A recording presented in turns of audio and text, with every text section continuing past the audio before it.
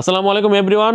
বিপিএলে দুর্বার রাজশাহী মাত্র 2টি ম্যাচে জয়লাভ করেছে এবং 4টি ম্যাচে তারা হেরেছে। এখন 6 ম্যাচে 4 পরাজয়ে আর 2 জয়ে মাত্র 4 পয়েন্ট নিয়ে তারা এখন বিপিএলে যদি তারা প্লে অফে কোয়ালিফাই করতে চায় তাহলে তাদেরকে পরবর্তী তাদের হাতে যে 6টি ম্যাচ বাকি আছে 6 ম্যাচের কমপক্ষে 4টিতে জয়লাভ করতে হবে এবং অন্যান্য দলের পয়েন্ট টেবিলে তাদের পয়েন্টের দিকে তাকিয়ে থাকতে হবে। এখন এই বাকি 6 ম্যাচে 4টি জিতা তো এখন দুর্বার রাজশাহী দলের যেই স্কোয়াডের অবস্থা তার সেটা প্রায় অসম্ভবই মনে হচ্ছে। এখনও সময় আছে, যদি তারা এই অবস্থা থেকে পরিত্রাণ পেতে চায় সেক্ষেত্রে তাদের কিছু ভালো মানের বিদেশি ক্রিকেটার দরকার। যদিও তারা 3জন বিদেশি ক্রিকেটারকে তাদের দলে ভিড়িয়েছে কিন্তু ভালো মানের তাদেরকে বলা যাবে না। এর মধ্যে ইংলিশ 2জন অলরাউন্ডার এবং একজন ক্যারিবীয় পেসারকে তারা তাদের দলে ভিড়িয়েছে। এর মধ্যে তারা 34 বছর বয়সী ডানাতি পেস বোলার ক্যারিবিয়ান দ্বীপপুঞ্জের একজন পেসার মিগুয়েল কামিন্সকে তাদের দলে ভিড়িয়েছে। এই মিগুয়েল কামিন্স অলরেডি বাংলাদেশে এসে দুর্বার আছে দলের সাথে জয়েন করেছে, কিন্তু তার কেরিয়ার বা তার এই টি-20 স্টেট বা তার ওভারঅল কেরিয়ারের কথা বললে বাকি যে ইংলিশ যে 2জন ক্রিকেটার আছে যাদের নাম হয়তো বা আপনারা অলরেডি সোশ্যাল মিডিয়া দেখে ফেলেছেন তাদেরকে আপনাদের বেটার ক্রিকেটার মনে হবে এই ক্রিকেটের তুলনায়। কারণ কি, মিগুয়েল কামিন্স এখন পর্যন্ত 14টি টেস্ট এবং 11টি ওডিআই ইন্টারন্যাশনাল ম্যাচ খেলেছে ওয়েস্ট ইন্ডিজ জাতীয় দলের হয়ে, তাও ব্যাক দেন 5 ইয়ার্স এগো 2019 সালে সর্বশেষ ইন্টারন্যাশনাল ম্যাচ খেলেছিল। তারপর তাকে ইন্টারন্যাশনাল ক্রিকেটে দেখা যায়নি এবং ডোমেস্টিক টি-20 কথা বলে সে সব মিলে মাত্র 14টি টি-20 ম্যাচ খেলেছে তার এই দীর্ঘ কেরিয়ারে। 14 টি-20 ম্যাচের মধ্যে তাও সর্বশেষ টি-20 ম্যাচ খেলেছে সে 2020 সালে, আজ থেকে 5 বছর আগে, এবং সর্বশেষ তার নিজ দেশে যে টি-20 লিগ অর্থাৎ সিপিএল ক্যারিবিয়ান প্রিমিয়ার লিগে সে সর্বশেষ ডাক পেয়েছিল 10 বছর আগে 2015 সালে। এরকম একজন ক্রিকেটারকে কিভাবে খুঁজে বের করলো দুর্বার রাজশাহী ম্যানেজমেন্ট তারাই ভালো বলতে পারবে। তাও তার এই 14 ম্যাচের কেরিয়ারটাও একদম ডিজাস্টারাস একটা কেরিয়ার। 14 ম্যাচে মাত্র 7টি উইকেট শিকার করেছে 8.95 ইকোনমি রেটে, অর্থাৎ প্রায় 9 ইকোনমি রেটে। এরকম একজন ক্রিকেটারকে দুর্বার রাজশাহী দল তাদের বিদেশি কোটা এনেছে, এর চেয়ে তো ভালো ক্রিকেটার আমাদের লোকাল ক্রিকেটার রয়েছে যারা বিভিন্ন জায়গায় পড়ে রয়েছে, যাদেরকে কোনো দল পিক করছে না। তো এরকম একজন ক্রিকেটারকে দলে নেওয়ার কোনো মানে আমি দেখছি না। এখন এই মিগুয়েল কামিন্সকে দলে নেওয়াতে বাকি যে ইংলিশ 2জন অলরাউন্ডারকে দলে ভিড়েছে তাদেরকে বেটার ক্রিকেটার মনে হচ্ছে। যদিও বাংলাদেশের প্রেক্ষাপটে তাদেরকে তুমুল সমালোচনা করা হয়। একজন হচ্ছে ইংল্যান্ডের 30 বছর বয়সী ডানাতি ব্যাটসম্যান এবং স্লো লেফট আর্ম অর্থাৎ স্পিন বোলিং অলরাউন্ডার সামিত পাটেলকে তারা বিপিএল বাকি অংশের জন্য দলে ভিড়েছে। এই সামিত পাটেল এখন পর্যন্ত তার সব ধরনের টি-20 মিলিয়ে 413টি ম্যাচ খেলেছে। আর ইন্টারন্যাশনাল ক্রিকেটে সে 10 বছর আগে তার সর্বশেষ ইন্টারন্যাশনাল ম্যাচ খেলেছিল ইংল্যান্ড জাতীয় দলের হয়ে 6টি টেস্ট 36টি ওডিআই এবং 18টি টি-20 ইন্টারন্যাশনাল ম্যাচ খেলেছে, তাও 10 বছর আগে।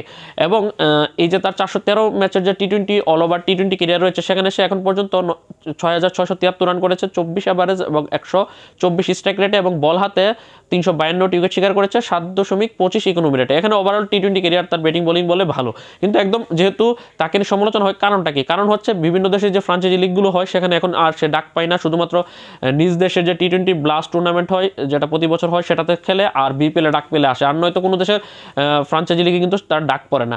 সর্বশেষ 2024 সালের ইংল্যান্ডের টি-20 ব্লাস্ট টুর্নামেন্টে সে ডার্বিশায়ার হয়ে 13টি ম্যাচ খেলেছিল, সেখানে 238 রান করে 21 অ্যাভারেজ এবং 145 স্ট্রাইক রেটে, এবং বল হাতে 10টি উইকেট শিকার করে 7 ইকোনমি রেটে। মোটামুটি ভালো পারফরমেন্স কিন্তু করেছে টি-20 ব্লাস্টে। এবং সবশেষ যদি বিপিএল এর কথা বলি, 2024 বিপিএল সে সিলেট স্ট্রাইকার্সের হয়ে খেলেছিল, সেখানে 9 ম্যাচ খেলে 10টি উইকেট শিকার করে 4.68 ইকোনমি রেটে মোটামুটি ভালো পারফরমেন্স করেছে। এখন এই সামিত পাটেলকে যে কোনো দিক দিয়ে এখন এই মিগুয়েল কামিন্স থেকে কিন্তু বেটার ক্রিকেটার মনে হবে। বিপিএল এর বাকি অংশের জন্য দুর্বার রাজশাহী ম্যানেজমেন্ট তাকে দলে ভিড়িয়েছে।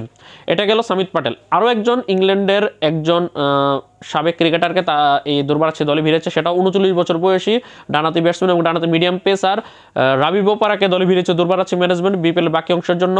রাবি বোপারাও সর্বশেষ ইন্টারন্যাশনাল ম্যাচ খেলেছে 10 বছর আগে ইংল্যান্ডের হয়ে, সে 13টি টেস্ট 120টি ওডিআই এবং 38টি টি-20 ইন্টারন্যাশনাল ম্যাচ খেলেছে ইংল্যান্ডের হয়ে ব্যাক দেন 10 ইয়ার্স এগো 2015 সালে। আর সব ধরনের টি-20 মিলে সে 478টি টি-20 ম্যাচ খেলেছে, 478 ম্যাচে সে 9486 রান করেছে, 27 অ্যাভারেজ এবং 122 স্ট্রাইক রেটে, এবং বল হাতে 291টি উইকেট শিকার করেছে 7.53 ইকোনমি রেটে।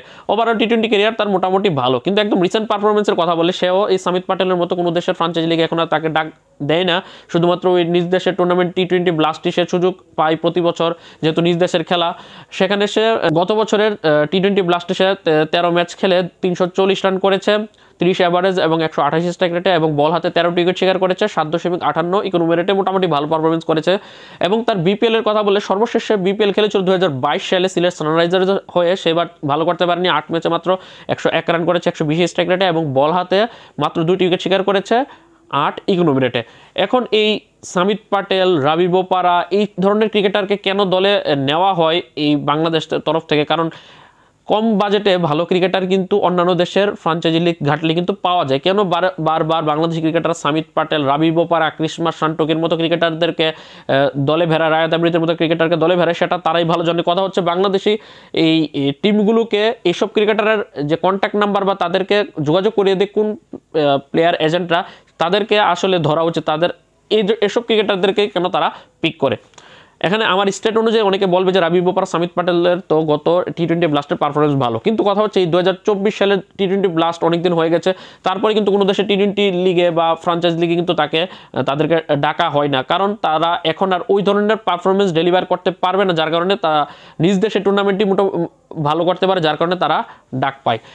যদিও এই মিগুয়েল কামিন্স থেকে তো এই দুজন ভালো ক্রিকেটার, সামিত পাটেল এবং রাবি বোপারা, এখন এই তিনজন ক্রিকেটারই দুর্বার রাজশাহী ম্যানেজমেন্ট তাদের দলে ভিড়েছে। এর মধ্যে অলরেডি মিগুয়েল কামিন্সকে দুর্বার রাজশাহী টিমের সাথে দেখা গিয়েছে, সে বাংলাদেশে এসে জয়েন করেছে। এখন দেখা যাক নেক্সট ম্যাচে তারা এই মিগুয়েল কামিন্স যে তার সর্বশেষ টি-20 খেলেছে 4 বছর আগে এবং সর্বশেষ কম্পিটিটিভ ক্রিকেট, প্রতিযোগিতামূলক ক্রিকেট খেলেছে 2022 সালে ফার্স্ট ক্লাস ক্রিকেটে 4-ডে টুর্নামেন্টে, যে প্রতিযোগিতামূলক ক্রিকেটে নেই 2 বছর যাবৎ, তাকে কেন তারা দলে ভেড়ালো এটা রাজশাহী টিম ম্যানেজমেন্ট, এমনকি রাজশাহী টিমের যে ম্যানেজার বাংলাদেশ সাবেক ক্রিকেটার মেহরাব হোসেন ওপি, তাকে কেন নিয়েছে সেটা সে ভালো বলতে পারবে। এটাকে সে মানে চাইলে উড়িয়ে দিতে পারবে না কেন এই মিগুয়েল কামিন্সকে তারা দলে ভেড়ালো। তো এই হচ্ছে সবশেষ আপডেট, এই 3 জন ক্রিকেটার, 2 জন ইংলিশ অলরাউন্ডার এবং একজন ক্যারিবিয়ান পেসারকে দলে ভিড়েছে দুর্বার রাজশাহী ম্যানেজমেন্ট। এখন দেখা যাক তারা কীরকম পারফরমেন্স করে। তো দুর্বার রাজশাহী দলকে শুভকামনা জানিয়ে আজকের ভিডিও এখানে শেষ করছি। আল্লাহ হাফেজ।